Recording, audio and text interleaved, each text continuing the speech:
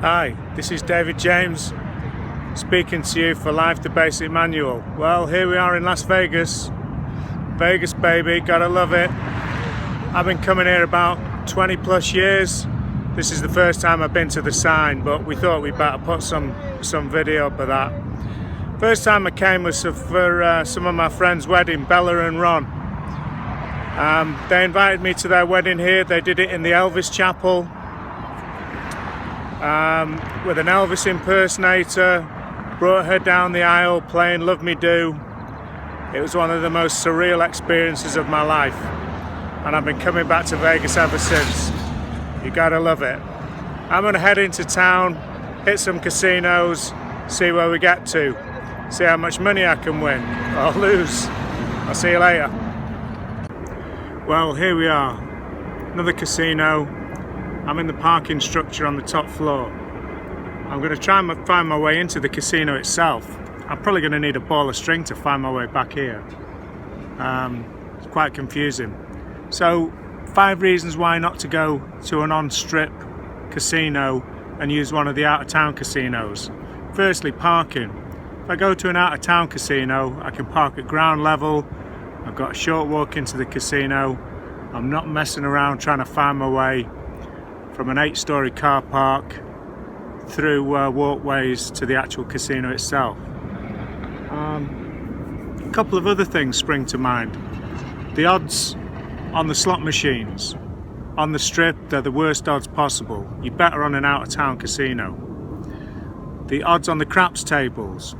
Some of these casinos limit the odds to 2, 3, 4 times odds on the bets, and an out-of-town casino sometimes 10 times, sometimes unlimited, so you can put as much money as you want on the odds as you like. They're the best odds in the casino. Also, the staff seem to be a bit friendlier.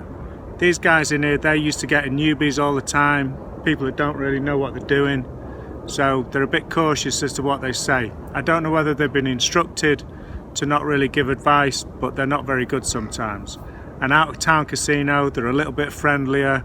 They'll give you advice. If you ask what to bet, what's going on, they'll give you a little bit of help. And usually the people sat around the table are pros. They're not your average holiday maker who's just come for a couple of days for a short visit. So there's just a couple of reasons why you should stay off the strip. It's pretty busy down here. I'm going to try and take some film of the strip itself. If it's your first time to Vegas, that's probably where you're going to end up. But trust me, as soon as you can, get away from the strip. There's some nice casinos out of town. You'll have much more fun. So here we are, looking out at Las Vegas Strip. It's a little bit busy. I just found my way out of New York, New York. I was parked up on the 8th floor of the parking structure, jumped in the elevator, no indication of where the casino was, ended up on the ground floor, needed to go back up to the 3rd floor. Anyway, I took some money off them, so I'm happy. But it's pretty busy down here. A lot of people, not a lot of newbies, a lot of people not knowing what they're doing when they're gambling. I like a little bit more experienced place. I'm going to head over the road and get into the MGM Grand and see what goes on there. I think that's probably one of the places I've spent most of my time in Vegas over the years. Let's see how we do. I hope I'm lucky. So here I am outside one of the out-of-town casinos. This casino is named after the red rocks that surround Las Vegas. Las Vegas is like it's in a bowl with mountains all around. And this one's on the north side of town. Nice casino, big casino. A lot of big casinos out of the strip, away from the strip in Vegas. Give you a tip, if you're going to play slot machines, this is the place to come. Pretty much any casino on the strip, they take the maximum amount of money they can. They're all busy, they've all got plenty of throughput.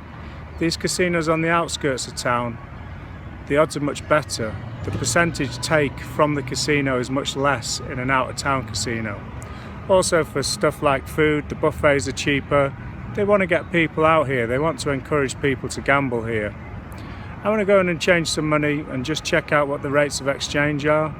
I think we get a good deal, much better than if you change them at the bank or the airport.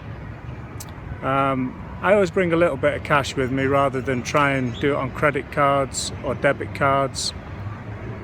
You can bring up to $10,000 worth of cash from the UK, that's about £6,000. Way out of my league, but that's how much you can bring.